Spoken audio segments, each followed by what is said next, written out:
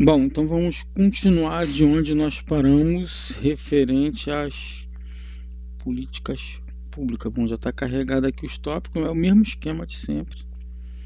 Mandar aqui, ele vai mandar o resumo para a gente e a gente vai dar uma análise no resumo que ele mandou. Assim, eu tenho visto que os vídeos têm ficado longos.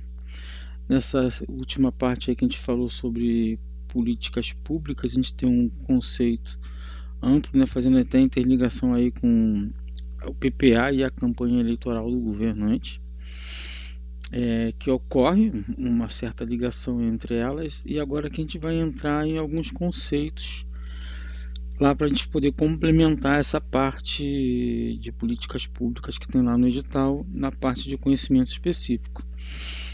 Bom, eu não sou de pedir like, eu não sou de pedir essas coisas, mas caso tenha alguém assistindo esses vídeos, eu gostaria que você interagisse comigo e achasse se tá legal, se não tá legal. Porque realmente eu tô assim no susto, porque eu não sei nem o que ele traz aqui pra gente. E eu tô entrando aqui lendo o material praticamente inédito para mim. Mas é aquele detalhe que eu falei, que eu tô tentando estudar junto com vocês, criando o nosso material de estudo, aí utilizando a inteligência artificial. Bom, se puderem me dar um feedback, eu fico grato. Mesmo que seja assim, foi ruim pra caramba. Era melhor se você não tivesse gravado. Alguma coisa nesse sentido pode ser, só para poder saber. Que não é só robô que está assistindo os vídeos. Bom, vamos lá. Fundamentos de políticas públicas, conceitos e tipologia. A gente viu aqui no vídeo anterior, está até carregado aqui as situações que ele trouxe.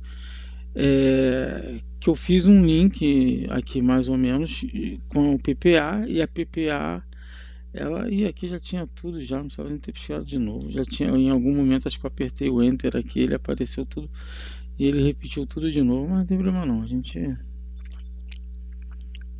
segue daqui. Então, as políticas públicas é exatamente o governo fazendo com que o Estado de Direito cumpra a parte social que lhe cabe. Então, as políticas públicas são ações e programas que faz com que o governo atenda às necessidades populares. Então vamos ver alguns conceitos de tipologia. Para começar, é fundamental compreender o que são políticas públicas e como elas podem ser classificadas. Conceito de política pública: basicamente, uma política pública é um conjunto de ações e decisões que o governo, em seus níveis federal, estadual e municipal, toma para resolver problemas coletivos e atender a demandas da sociedade. Ela se manifesta através de leis, programas, projetos, regulamentações e diretrizes que visam impactar a vida dos cidadãos. Não é algo aleatório, é uma resposta organizada do Estado às questões que afetam a população, como saúde, educação, segurança, saneamento e assim por diante. E a forma como o Estado traduz intenções em realidade. Lembra lá que eu falei que as intenções é aquilo que está na campanha eleitoral. E para ele transformar isso em realidade, ele tem um circuito que ele precisa conduzir essas informações. De uma forma geral, ele tem que passar da sua campanha eleitoral para o PPA, do PPA para a LDO, da LDO para o orçamento, LOA, né, para a Lei Orçamentária Anual. E agora sim, implementá-las. Poder implementá-las. Tipologias de políticas públicas. As políticas podem ser classificadas de diversas maneiras, e entender essas classificações ajuda como compreender seus objetivos e impactos. Políticas distributivas, a gente já chegou a ver isso anteriormente, são aquelas que distribuem bens, serviços ou recursos para grupo específico. Políticas redistributivas Diferente das distributivas, estas visam transferir recursos e oportunidades de um grupo para o outro. Políticas regulatórias, regras, normas e padrões de conduta para controlar o comportamento de indivíduos e organizações, a fim de garantir o bem-estar coletivo ou a ordem social. Políticas constitutivas ou estruturais. São as políticas que definem as próprias regras do jogo político e institucional.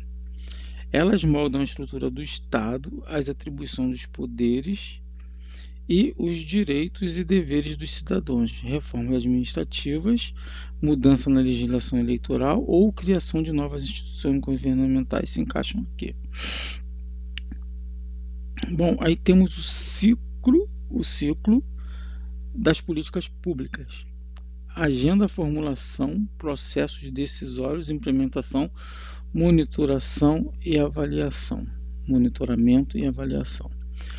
As políticas públicas não surgem do nada, nem são estáticas. Elas seguem um ciclo dinâmico que envolve diversas etapas interligadas. Formação de agenda é o primeiro passo onde problemas sociais chamam a atenção da sociedade e do governo e são reconhecidos como questões que demandam uma intervenção pública.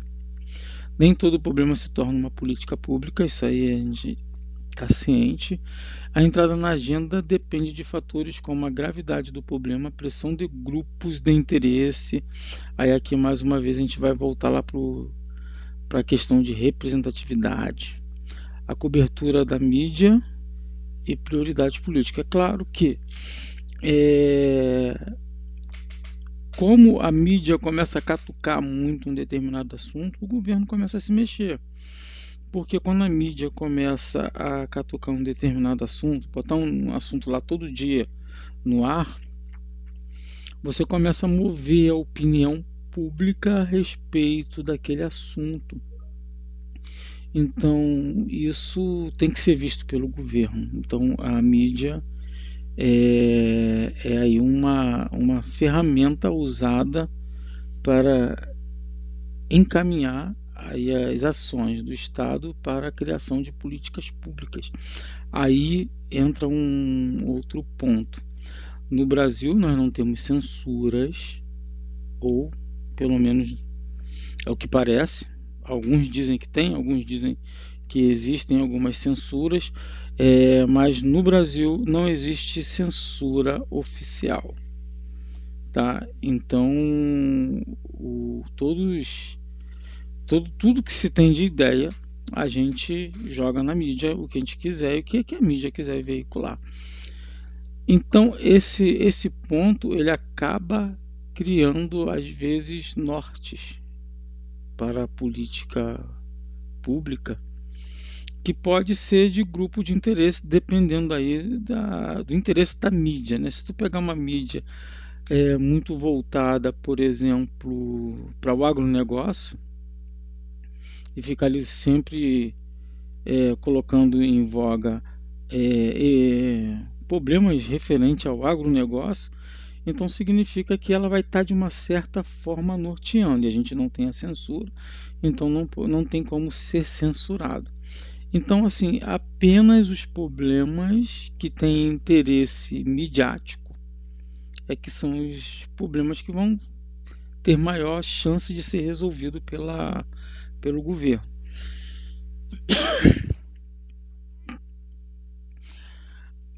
Então, a formulação. Uma vez que um problema está na agenda, começa a fase de desenvolvimento de propostas e alternativas para solucioná-lo. Isso envolve a coleta de informações, a análise de diferentes abordagens, a consulta de especialistas, a elaboração de planos e programas detalhados e a definição de objetivos e metas. Processos decisórios. Nesta etapa ocorre a escolha e aprovação de uma das propostas formuladas. É um momento crucial que envolve negociações políticas, debates legislativos, sanções e vetos executivos e a liberação final que legitima a política. Quem decide? Como decide e quais interesses são representados são os pontos chaves aqui. Implementação de planos, programas e projetos. É a colocação da política em prática. Envolve a alocação de recursos financeiros, aí lembra lá do que tem que estar dentro do orçamento anual para que seja implementado, né? Financeiros, recursos e materiais, a estruturação de equipes, a coordenação entre diferentes órgãos e a entrega dos serviços ou benefícios diretamente à população.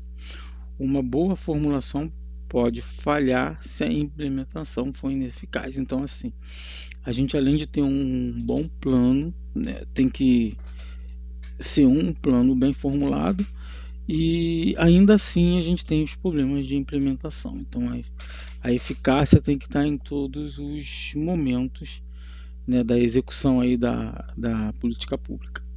O monitoramento e avaliação é sempre quando assim eu tenho uma política pública rodando e eu preciso agora verificar se está atingindo aquelas metas, avaliando os indicadores que eu propus, né, lá na formulação da política pública, e ver se eu estou atingindo aquelas metas que são estágios inferiores do objetivo que aquela política pretende atingir. Monitoramento é o acompanhamento constante da execução da política, verificando se ela está sendo implementada conforme planejado, se os recursos estão sendo utilizados corretamente e se as atividades estão sendo realizadas. É um controle de processo. A avaliação consiste na análise sistemática dos resultados e impactos da política. Ela busca responder se a política alcançou seus objetivos, se gerou os efeitos desejados ou indesejados, se foi eficiente e eficaz e se trouxe valor público. A avaliação subsidia decisões sobre a continuidade, reformulação ou descontinuação da política.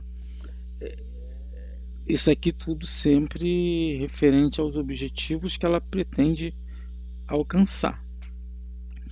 Então, o levantamento, sistematização, análise e interpretação de dados quantitativos, qualitativos e indicadores de políticas públicas. A base para políticas públicas eficazes e transparentes é a informação e a evidência.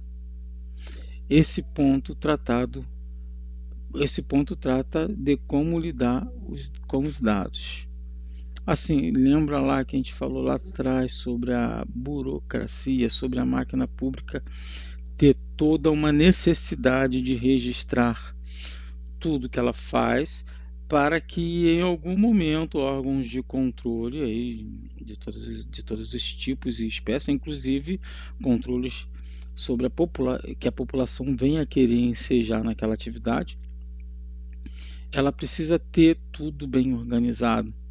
E ela sempre precisa seguir a lei, porque afinal de contas nós ainda estamos falando de um Estado democrático de direito. Então, todos os atos do poder público eles precisam estar corretamente arquivados, documentados, para posteriores verificações.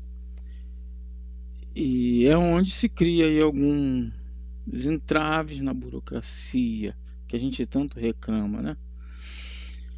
Dados quantitativos são informações expressas em números e estatísticas, incluem dados demográficos, população, idade, econômicos, PIB, taxa de desemprego, sociais, taxa de alfabetização, número de leitos hospitalares, entre outros. O levantamento envolve pesquisas, censos e banco de dados.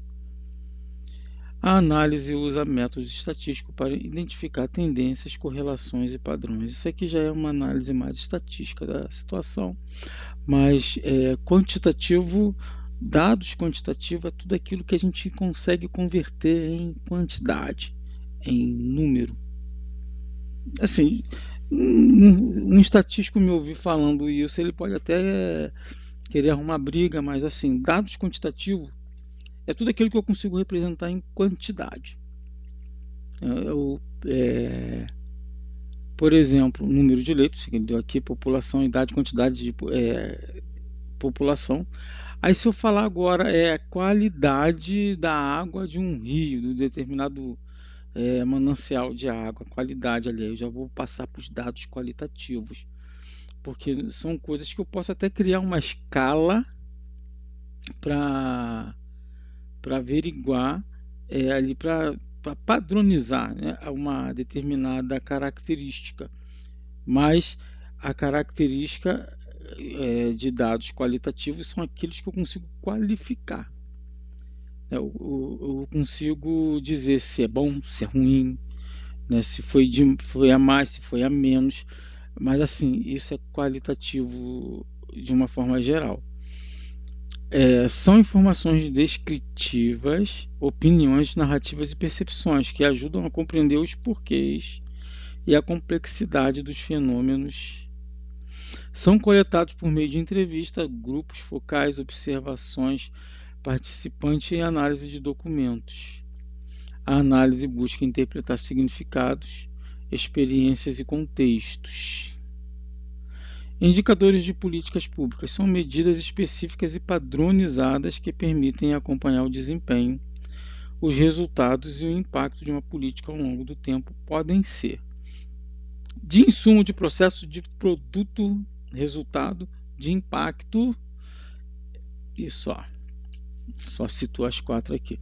Então vamos lá, de insumo, os recursos aplicados. Aí, recursos aplicados não só dinheiro, mas maquinário, terra, assim o próprio meio ambiente, né? Qualquer coisa que esteja no meio ambiente, inclusive os seres humanos, eles se tornam um insumo. Então, eu preciso acompanhar o desempenho dos insumos aplicados em determinada política. De processo, as atividades realizadas, número de cursos oferecidos, por exemplo.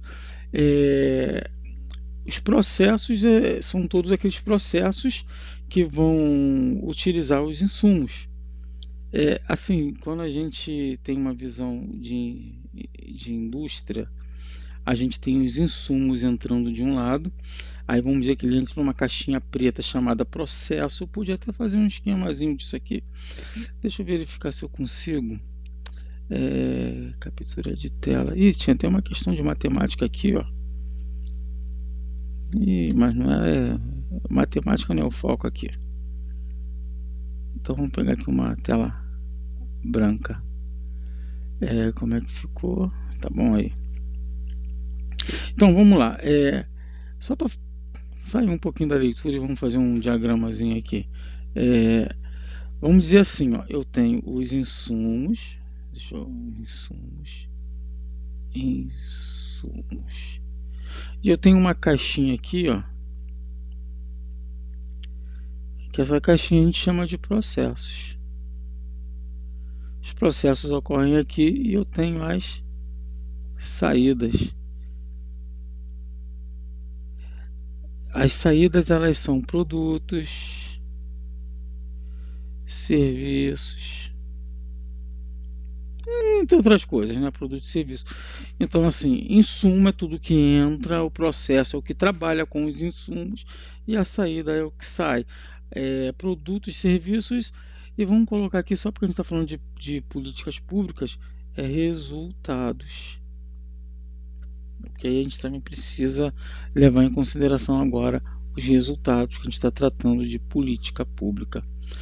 Vamos voltar aí para o nosso textinho lá do Google, ó, de produtos e resultado. Aqui ele bota tudo junto, produtos.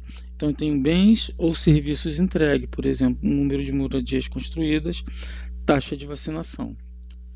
De impacto, efeitos de longo prazo na sociedade, redução da mortalidade infantil, quando eu trato aí de algum problema que vem afetando crianças, e eu entro, por exemplo, com um programa de vacinação visando reduzir a mortalidade infantil devido a alguma doença, algum problema qualquer. Melhoria na qualidade de vida. Aqui a gente pode estar falando diretamente mesmo de lazer, porque lazer, inclusive, tem umas historinhas que eu andei lendo aí sobre início aí da civilização humana, e a gente, como seres sociáveis e sociais, a gente em algum momento viu que a vida não podia ser só sobrevivência, né? Ou seja, você caça um lugar tranquilo para passar a noite, protegido de todo o mal que existe. No dia seguinte, você vai atrás de comida, se alimentou, e agora a preocupação passa a ser novamente a preocupação de arrumar um lugar para dormir no dia seguinte e assim em diante. Só que em algum momento a gente riu de alguém que contou uma história, a gente riu de alguém que fez alguma coisa engraçada, e aqui nasceu a cultura.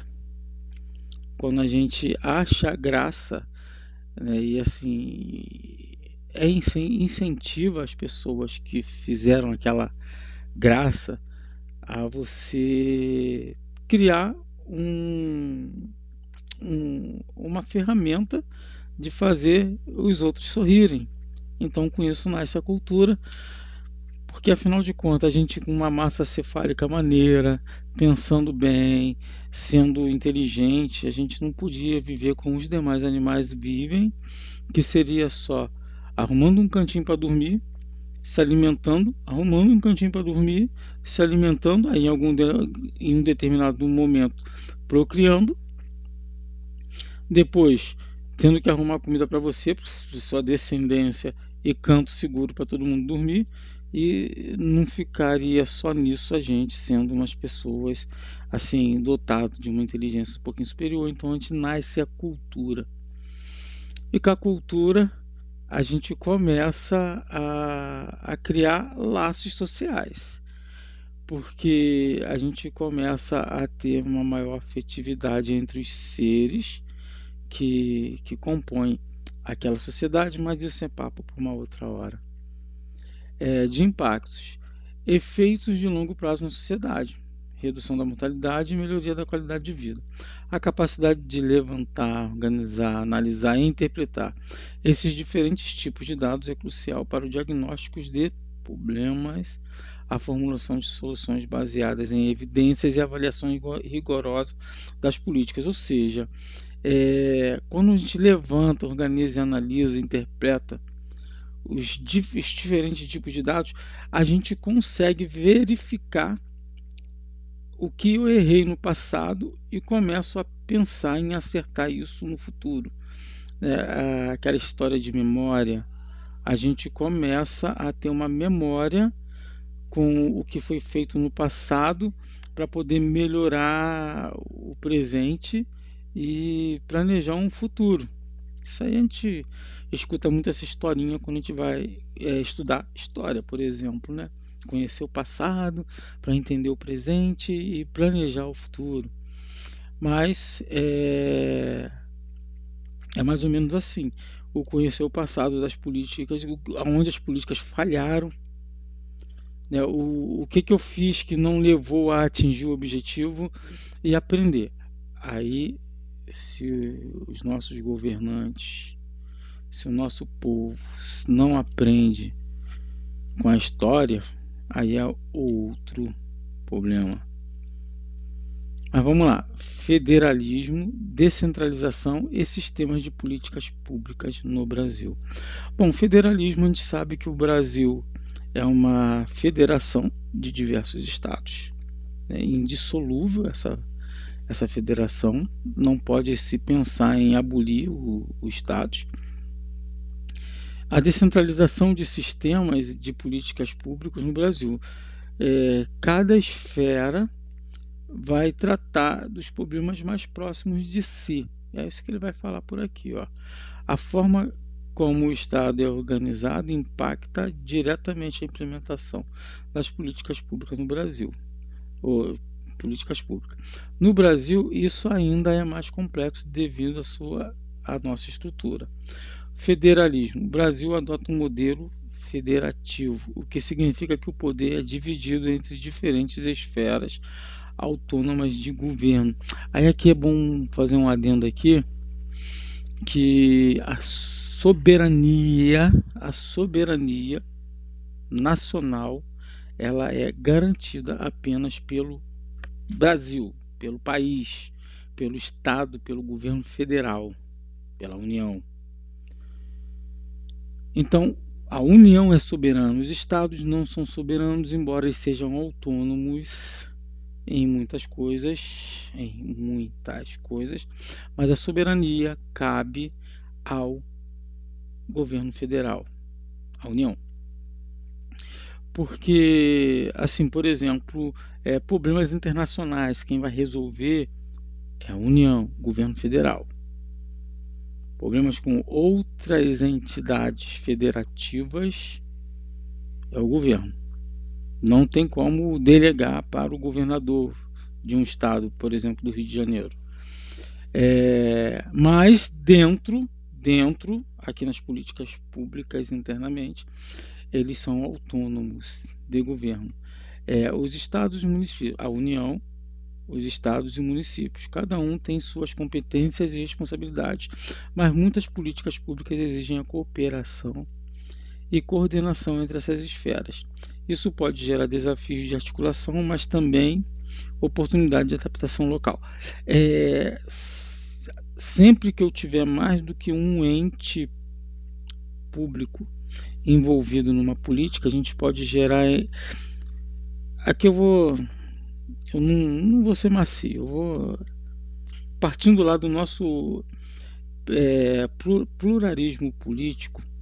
Pode ser que um governador qualquer não seja adepto às ideias que a União, que o governante, o presidente geral da União, ele tenha algumas ideias que sejam divergentes com o governante do Estado.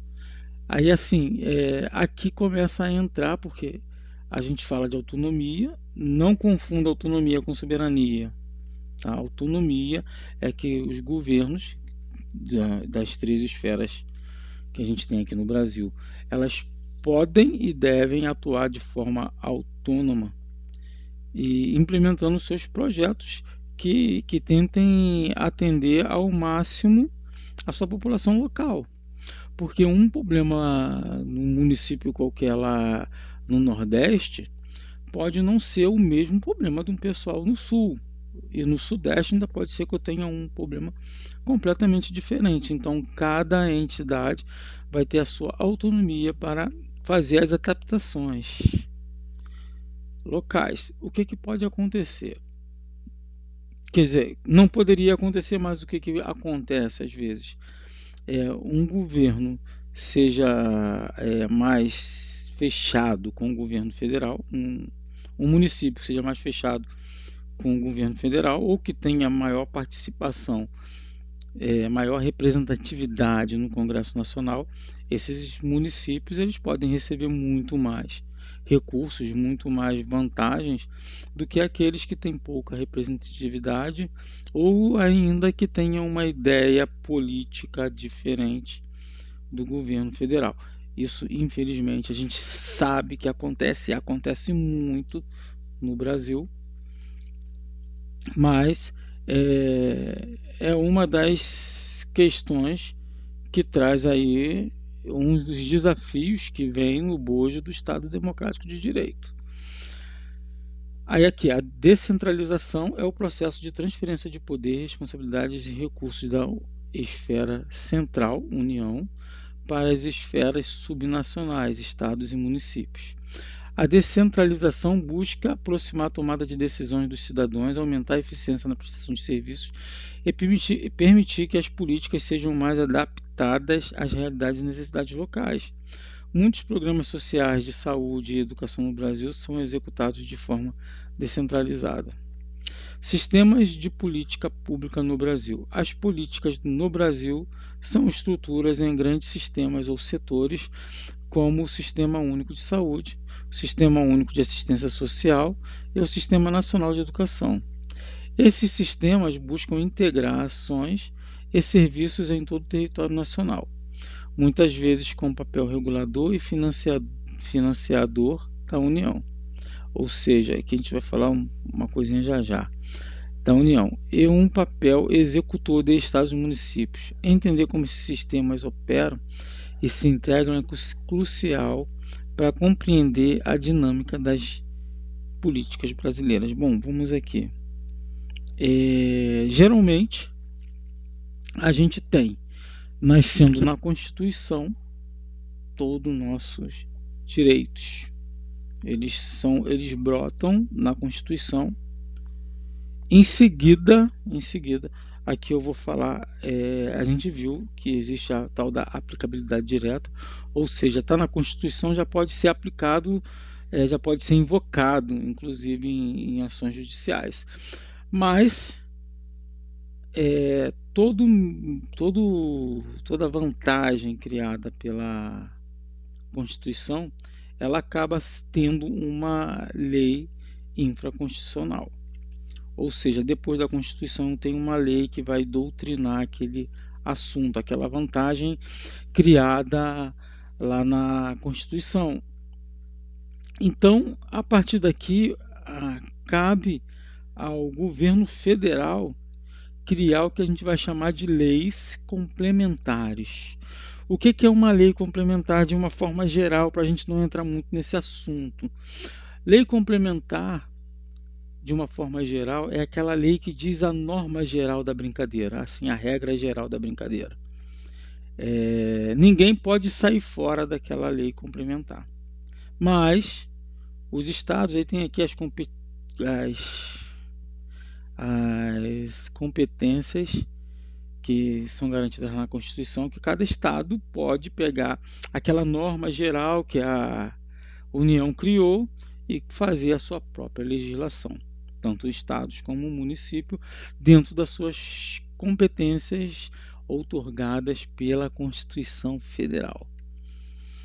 Então, partindo daqui, eu tenho a regra geral criada pela União e eu tenho as regras locais criadas aí pelos estados e pelos municípios, lembrando que tem que ser respeitada as competências previstas na Constituição. Dessa forma, a gente consegue fazer aqui uma adaptação às políticas, às regras, às normas, voltada para cada necessidade de cada estado, de cada município. Aí entra a intersetorialidade e a transversalidade. Intersetorial, ela refere-se à articulação de ações e recursos entre diferentes setores governamentais. Inter, né, está dizendo para mim assim que são diversos. Quando a gente fala assim interestrelar, significa que está passando por várias estrelas, né? E então são intersetoriais. Ela não está fixa a um setor, não está preso a um setor. Então a gente tem diferentes setores governamentais e às vezes não governamentais que abordam o problema de uma forma mais holística e eficaz. Por exemplo, a desnutrição infantil não é apenas um problema de saúde. Ela também envolve questões de educação, às vezes hábitos alimentares, assistência social, segurança alimentar. E, inclusive, segurança alimentar é das políticas mais apregoadas pelo governo federal na atualidade, que é exatamente erradicar a fome. Você já deve ter ouvido falar sobre isso, né? Então, a parte de segurança alimentar, saneamento básico e agricultura. Uma ação intersetorial envolveria a colaboração entre as secretarias de saúde, educação e desenvolvimento social. Isso aqui é apenas para um caso de nutrição. A gente tem 3 setores envolvidos para poder tentar resolver o problema da situação da desnutrição infantil. Então aqui a gente está tratando de um problema intersetorial, ou seja, abrange diversos setores. A transversalidade ela é quase a mesma coisa, mas olha só qual é a diferença. A incorporação de um tema ou princípio específico em diversas políticas públicas, independente do setor. Um exemplo clássico é a perspectiva de gênero ou a questão ambiental. Ele é transversal porque ele não está preso a setor nenhum, então a transversalidade implica que a igualdade de gênero, por exemplo, não deve ser tratada apenas por uma secretaria de mulheres, mas deve permear políticas de educação, trabalho, saúde, segurança, etc. Da mesma forma, a sustentabilidade ambiental deve ser uma preocupação em políticas de infraestrutura, agricultura e desenvolvimento econômico. Assim, quando a gente fala intersetorialidade e transversalidade, se nota que pelo conceito é bem parecido. Intersetorial, ele pode puxar vários setores. E a transversalidade também, ela vai ser aplicada independentemente do setor, ou seja, para vários setores. Qual é a diferença? A diferença é que quando é intersetorial, você vai ter um setor específico, só que esse setor ele vai precisar de atuar, da atuação, né? Vai precisar da atuação de outros setores para desenvolver aquilo ali, como foi o caso que ele deu aqui o exemplo anterior, que eu preciso que as secretarias de saúde, educação e desenvolvimento atuem para combater a desnutrição infantil.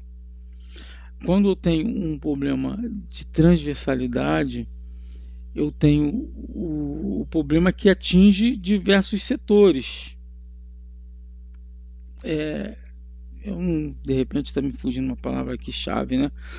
Para poder botar a diferença, porque quando a gente lê, realmente a ideia que parece que a gente tem que é a mesma coisa. Só que quando é intersetorial é porque aquele problema eu conseguiria incutir ele a um determinado setor. Quando é transversal, não existe esse setor, não existe esse setor principal, vamos chamar assim. É todo mundo por igual na brincadeira. Que embora aqui, na intersetorialidade, o exemplo que ele dá, vamos puxar esse exemplo aqui, a desnutrição infantil, ela é um problema do setor de saúde, mas eu preciso envolver outros setores para resolver, que aqui no caso ele chama a educação e o desenvolvimento social, para poder ajudar a resolver, mas é um problema de saúde, então ele é um problema da Secretaria de Saúde. Como eu preciso da ajuda de outros, eu estou sendo intersetorialidade. É um problema intersetorial. Transversal é quando não existe um dono, é de todo mundo. Entendeu? Então, assim, quando eu falo assim, perspectiva de gênero, questão ambiental, cara, não tem um setor. Ah, mas aqui você tem o setor ambiental. Não, mas o problema não é ambiental, é de todos. O problema é de todos, só que eu tenho, claro, algum setor que vai atuar mais do que o outro, que vai ter um papel diferente do outro, mas assim, o problema é de todos. Aí é transversal. Intersetorial é quando o problema é de um e eu preciso da ajuda de outro. Transversal é quando o problema é de todos os setores envolvidos por igual. Todos eles perdem o pescoço, né, na transversalidade. Todos eles perdem o pescoço se der errado. Em setorialidade, apenas um perde o pescoço, mas para solucionar ele precisa de ajuda dos outros. Transformação digital e seus impactos na sociedade e nas políticas públicas. A era digital está revolucionando todos os aspectos da sociedade e as políticas públicas não são exceção. Transformação digital na sociedade refere-se à mudança profunda e abrangente impulsionada pelas tecnologias digitais, como Internet das Coisas, inteligência artificial, Big Data, nuvens, blockchain e automação.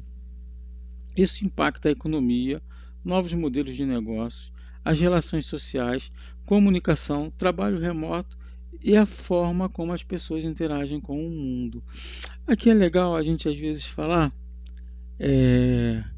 internet das coisas, isso aqui é interessante, né? Hoje em dia a gente tem um problema qualquer problema que você tenha, a primeira ação sua é dar uma googada, botar lá no Google. Como é que eu resolvo isso? Aí vem, depois você vai procurar médico, vai procurar advogado, mas primeiro você vai ter lá uma opinião do Google. Bom, o impacto nas políticas públicas. Melhoria na prestação de serviço. A digitalização permite que os serviços públicos se tornem mais acessíveis, rápidos e eficientes. Vamos lembrar da burocracia novamente? Agora imagina que você não precisa de um servidor público para preencher um formulário para você fazer algum pedido. Você mesmo entra na internet e preenche o formulário e faz lá o pedido. Então agora a burocracia acaba aqui mais ou menos dando ali uma arrefecida, porque você mesmo preenche seu formulário, você não tem que ir lá para ficar ninguém preenchendo teu formulário. Um exemplo aqui que eles traz aqui é incluir agendamentos online para consultas médicas, emissão de documentos digitais, plataforma de governo eletrônico para solicitação de benefícios de saúde. Então, você não precisa mais lá preencher formulário.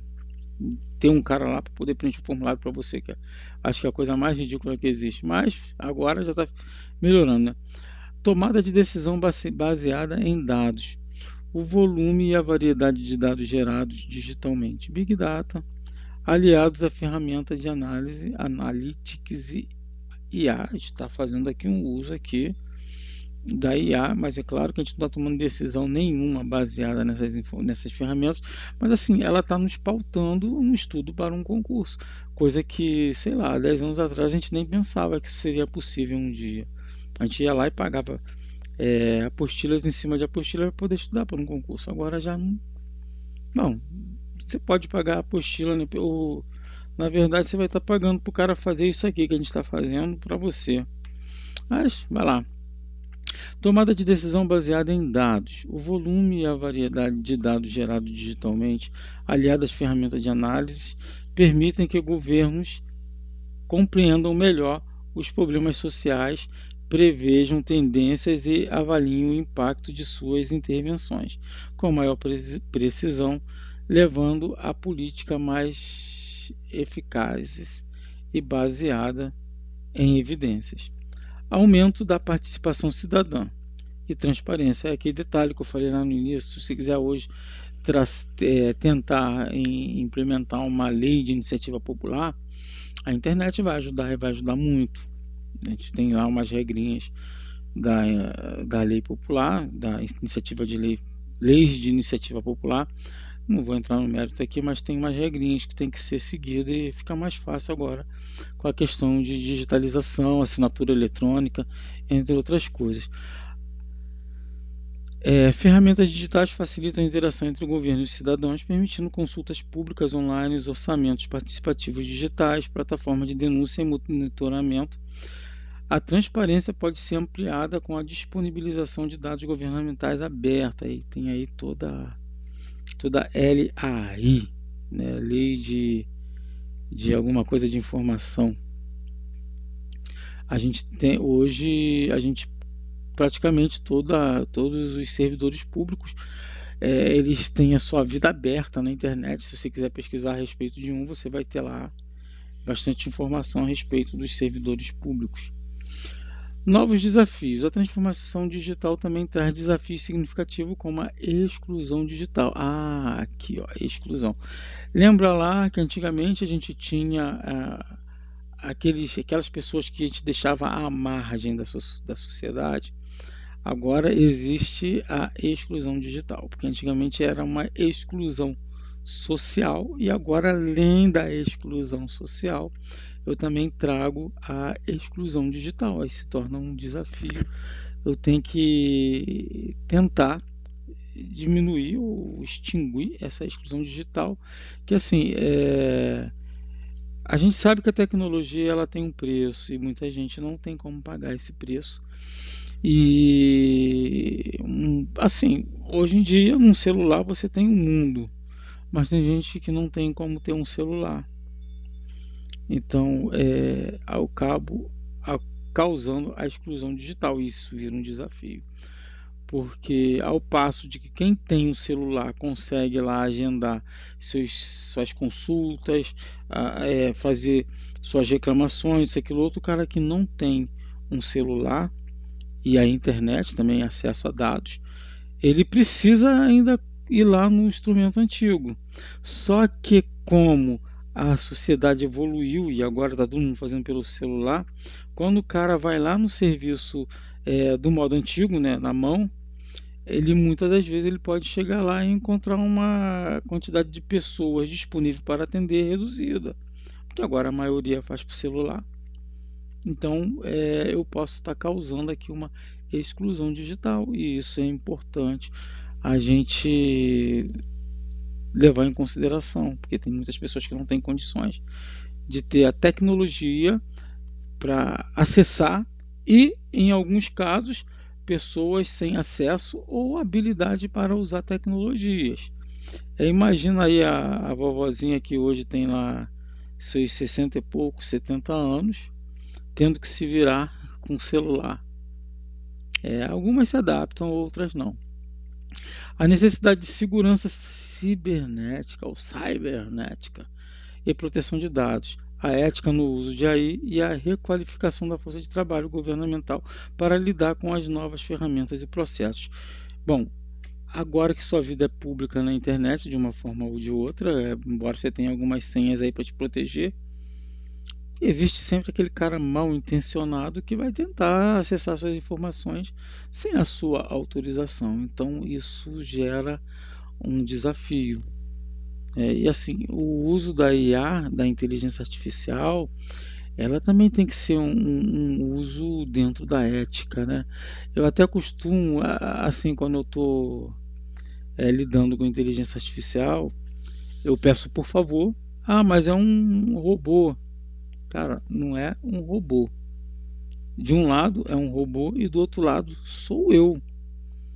Se eu perder os maus se eu perder os bons costumes agindo com uma inteligência artificial simplesmente porque ela é uma inteligência artificial, quem está sendo treinado a ser uma pessoa rude, uma pessoa que não respeita o próximo, sou eu.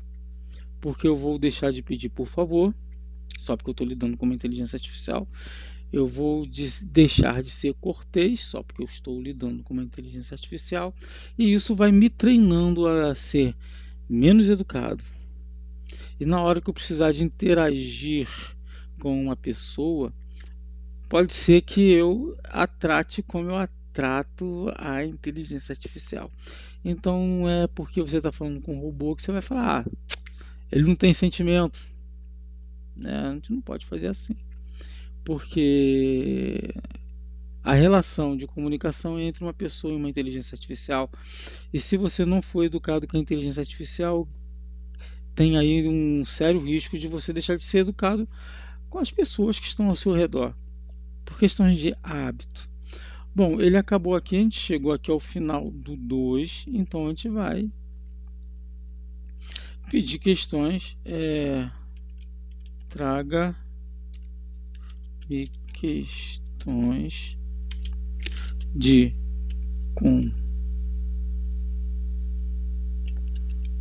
concursos sobre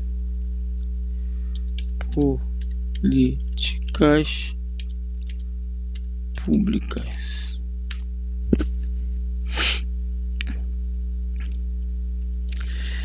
Aquele agora ele não trouxe como quis. Aquela hora ficou legal, eu gostei porque ele trouxe como quis. Agora eu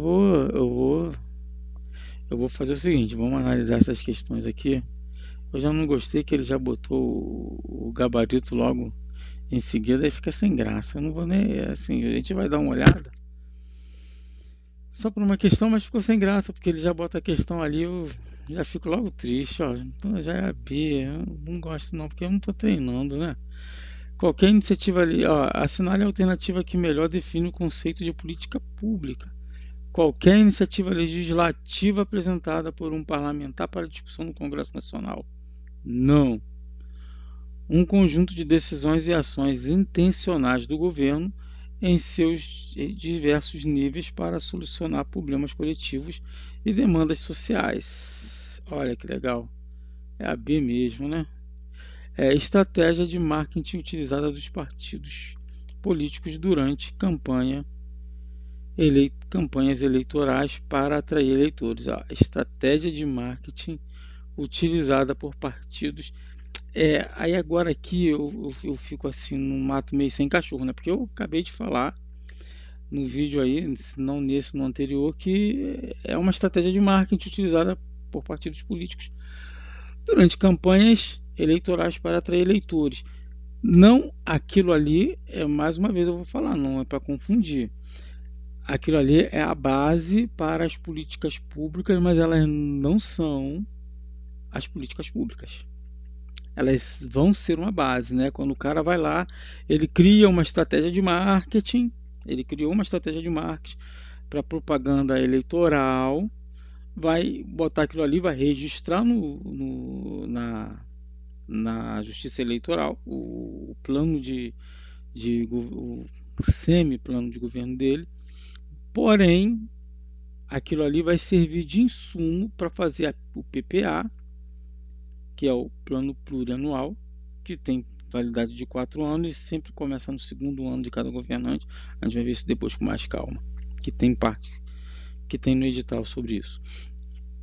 Então, assim, aquele material que está ali, ele vai virar uma política pública, mas não é a política pública. Então, não pode misturar. Conceito de política pública é um e o embrião da política pública é outro conceito.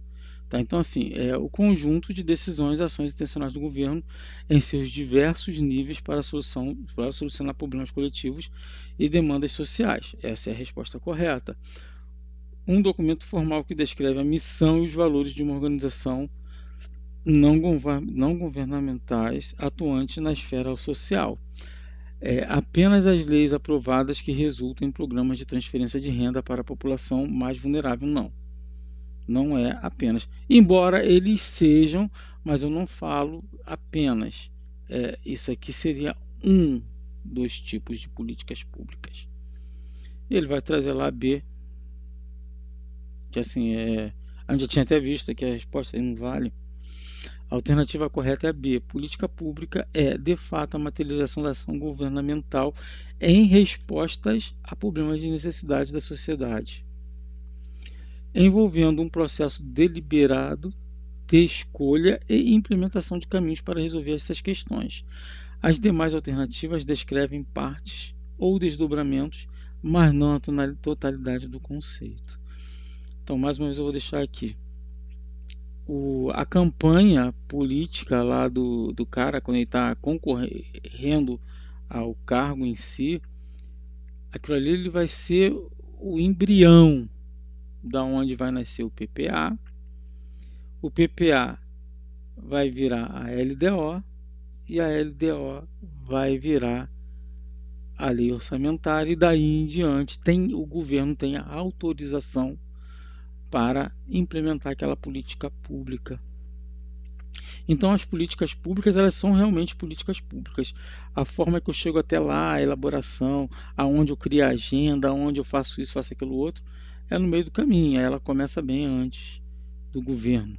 Às vezes o cara não ganha e ele não vai nem implementar aquilo ali. Mas falhou a intenção. No ciclo de políticas públicas, a etapa de implementação é crucial para o sucesso da política. Sobre essa etapa, é correto afirmar: bom, a gente sabe que o gabarito está bem ali embaixo, eu não quero ler, eu quero treinar, porque afinal de contas eu estou aqui estudando, eu não estou aqui enganando ninguém, eu estou estudando porque eu vou fazer essa prova. A etapa de implementação é crucial. Então vamos lá. Ela ocorre antes da fase de formação da agenda? Não. A formação da agenda é a primeira coisa. O primeiro, às vezes a formação da agenda, elas começam antes do cara ser eleito, que é lá onde ele vai fazer o marketing dele, né, como diz a outra questão anterior ali, onde ele vai começar o marketing dele na campanha eleitoral. Ele vai identificar aqueles problemas que a sociedade mais está sofrendo agora no momento e vai começar a dizer, não, vou resolver isso aqui, ó, isso aqui vocês estão precisando de alguém que resolva isso aqui, então eu estou me candidatando para resolver isso aqui. Aí ele começa ali a formação da agenda. Então a implementação já está bem mais na frente, ela ocorre bem depois da formação da agenda. É o momento em que se realiza a escolha da melhor alternativa de intervenção, geralmente por meio de votação legislativa. Não é, né? Aqui a gente ainda está escolhendo, é o processo decisório. A gente está escolhendo ainda. Então, deixa eu ver se eu passo devagar aqui. Pronto, agora vai ser todas as alternativas. Envolve a execução das ações planejadas, a alocação de recursos e a entrega dos serviços ou benefícios à população-alvo. Olha, isso aqui é implementação.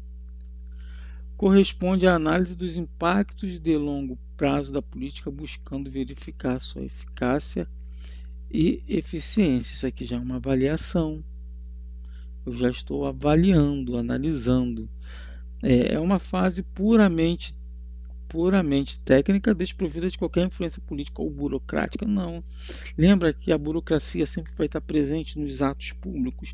Qualquer coisa que o poder público venha fazer, eu tenho a burocracia porque eu preciso registrar tudo, porque amanhã ou depois, sendo alvo de algum órgão de controle, eu tenha tudo documentado, tudo que foi feito, para provar que foi feito de acordo com o que a lei manda, porque no Estado democrático de direito, tanto o governante como os governados são sujeitos à lei.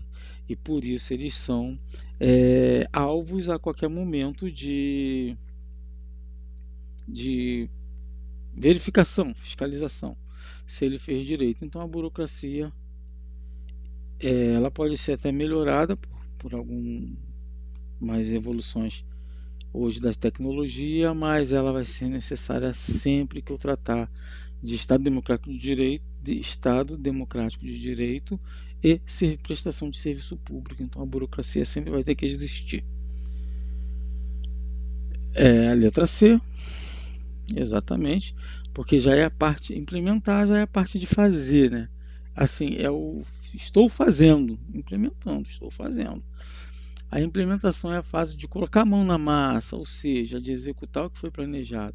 A letra A descreve a formação da agenda, a B refere-se aos processos decisórios, a D é incorreta porque a implementação é fortemente influenciada por fatores políticos, burocráticos e sociais. Dados e indicadores. Opa, parou aí. O uso de indicadores de políticas públicas é fundamental para o monitoramento e avaliação de um indicador de impacto. Monitoramento e avaliação. Um indicador de impacto de uma política de saneamento básico seria, saneamento básico. Vamos pensar aqui, aí precisa saber o que é saneamento básico, né? Se a gente não sabe o que é saneamento básico, joga aí na tua inteligência artificial e pergunta o que é saneamento básico, quais são os problemas que ele causa. Joga essa porcaria aí que você vai entender. Mas vamos lá, saneamento básico ele pode causar desde problemas de inundações, né, doenças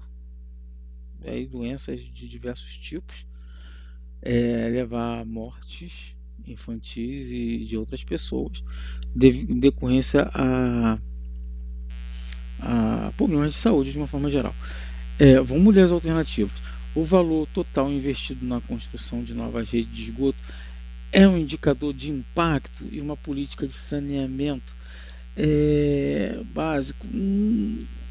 Assim, de impacto, não seria a quantidade, o valor investido.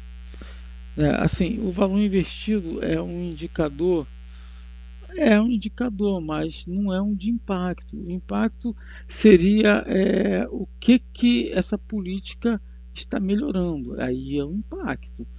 Ó, o número de famílias beneficiadas com a água tratada. Ó, a gente já começa a ver que aqui já começa a aparecer um indicador de impacto. Né? Porque assim, qual é o impacto? É número de famílias beneficiadas com acesso à água tratada. Então agora eu já começo a falar de impacto. A redução da incidência de doenças relacionadas à falta de saneamento na população atendida. Ó. A redução de incidência de doenças relacionada à falta de saneamento na população atendida. Se reduziu, é porque eu estou tendo um impacto de saneamento básico, que está melhorando aí. Lembra lá? Quando a gente não tem um saneamento adequado, a gente tem problemas com doença, mortalidade, isso, aquilo, outro. Se tem a redução, é um bom indicador de impacto. A quantidade de tubulações instaladas por quilômetro quadrado também não entende. Isso aqui, quer ver só, para a gente ter uma definição um pouquinho maior.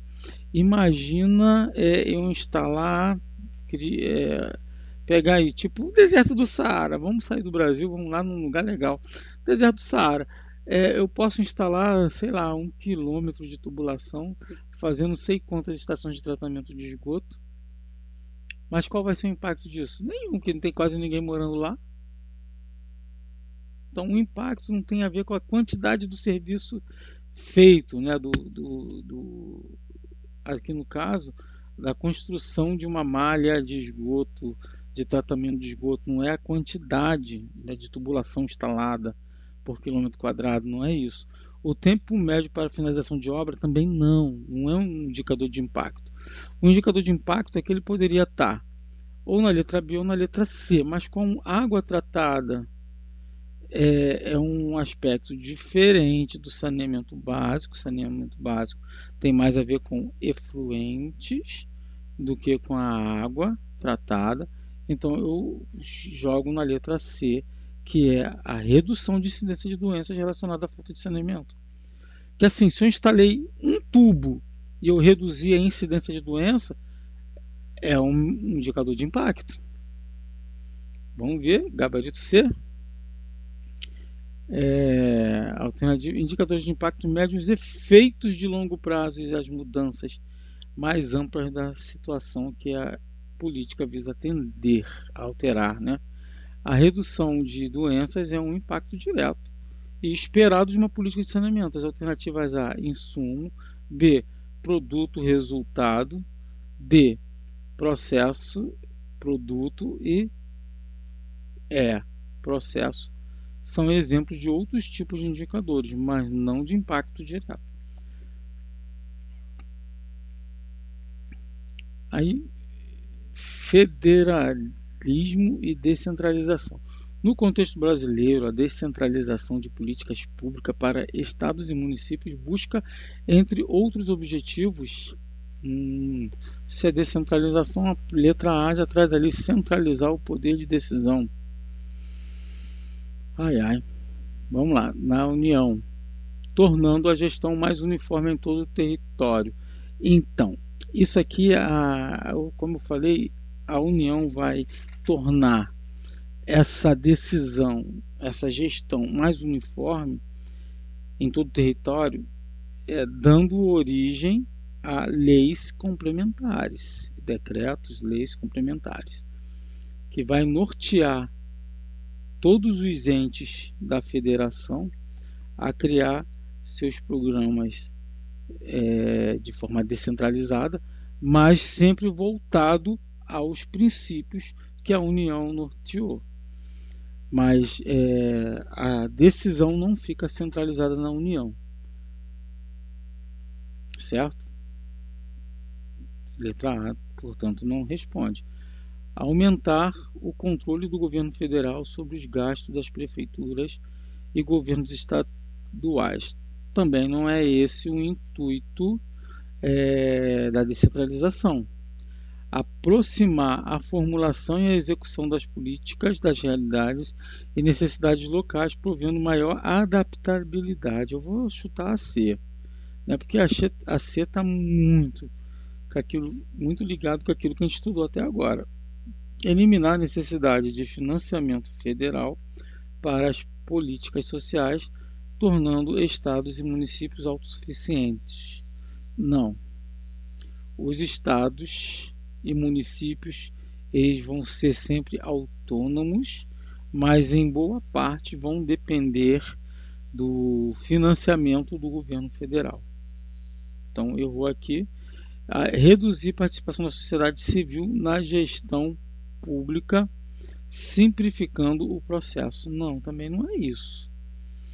Porque no Estado democrático de direito a gente quer aumentar a participação da sociedade civil na gestão das políticas públicas e não diminuí-lo, não reduzi-lo. Então, fugiu completamente do contexto. A resposta correta aqui deve ser a letra C. C. A descentralização visa justamente o oposto da centralização, permitindo que as decisões de execuções se adequem melhor às particularidades de cada localidade, além de potencialmente fomentar maior participação e controle social. Aí fala sobre a intersetorialidade e a transversalidade.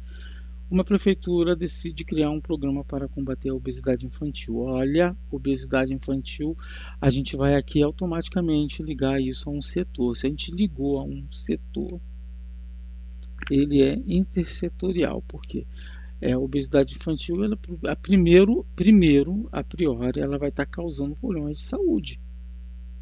Então, quem vai diagnosticar isso primeiro é a saúde. Então, é um problema do setor de saúde. Agora, para poder resolver o problema, ela vai recorrer a apoio a outros setores. Isso é o efeito da intersetorialidade.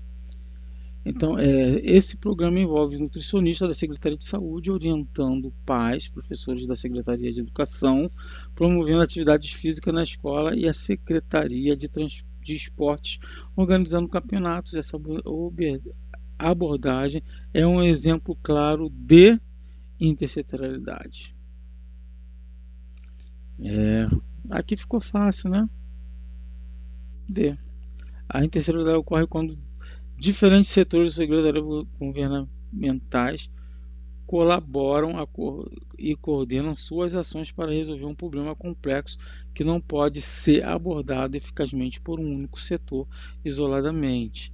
Nesse exemplo, saúde, esporte, educação e esporte trabalham juntos. Aqui ele trouxe um outro contexto. Não pode ser abordado eficazmente por um único setor isoladamente. Aí a gente traz mais esse conceitozinho aqui, problema complexo que não pode ser abordado eficazmente por um único setor isoladamente. Isso aqui é legal a gente botar na cachola aí também para poder aplicar baseado nesse contexto, porque intersetorialidade e transversalidade, ele é um pouquinho confuso o conceito, bom, pelo menos na minha cabeça. Na tua cabeça já ficou legal, tranquilo. Transformação digital tem impactado profundamente as políticas públicas. Um de seus principais benefícios para a gestão pública é a diminuição da necessidade de capacitação dos servidores públicos. Opa, é o contrário, né? A gente tem que aumentar a capacitação. Aumento da burocracia pela complexidade de novas tecnologias e sistemas, não, a gente está reduzindo, porque agora cada um preenche seu próprio formulário, cada um faz seu próprio pedido, e muitas das vezes do outro lado é recepcionado por um robô, né? Vamos dizer aí, um dos grandes exemplos disso aqui é a declaração de imposto de renda, que agora já vem até preenchida, é só você assinar e mandar. A criação de barreiras para a participação popular devido à exclusão digital. Olha só, ela tem impactado profundamente as políticas públicas, um dos seus principais benefícios. Então aqui a gente tem um dos desafios, né, que é a criação de barreiras para a participação popular devido à exclusão digital. Isso é uma barreira, não é um benefício. Ele quer um dos principais benefícios, a melhoria na tomada de decisão com o uso de dados massivos e análise preditiva, que me parece estar legal. A total substituição da interação humana, olha, aqui ó, totalizou. Quando totalizou a substituição da interação humana, não quero nem saber o que vem depois, porque já está errado. Totalizou, excluiu todas as possibilidades. Em questão de concurso, a gente já sabe que isso aí, para quem é o chutador de plantão, né? Já sabe que quando pega essa nunca, jamais, totalmente, isso aí a gente já sabe que a gente tem que abrir os olhos. Embora às vezes sejam as respostas corretas, né? Mas aqui a gente está aqui na melhoria da decisão, na tomada de decisões, com o uso de dados massivos e análise preditiva. Letra D é o gabarito, a transformação digital, especialmente através do uso de Big Data e Analytics, permite aos governos coletar, processar e analisar grandes volumes de informações para tomar decisões mais informadas e baseadas em evidências. As demais alternativas descrevem desafios ou efeitos incorretos. Acabou. Tudo pronto para praticar? O Gemini pode testar seus conhecimentos sobre o assunto. Poxa, legal. Só que infelizmente eu vou chegar aqui ao fim desse vídeo com dor no coração, porque eu gosto pra caramba de falar aqui. Espero que alguém aí esteja ouvindo. E se apenas uma pessoa deixar um comentário aí, eu já fico super contente. Caso não deixe também, que você assistiu aí e não quis interagir comigo, não tem problema também. Agora, se quiser, manda aí sugestões, manda o que vocês quiserem aí pra gente. Diz que não gostou do vídeo, porque eu não gostei por causa disso, daquilo outro. E por aqui eu fico por aqui.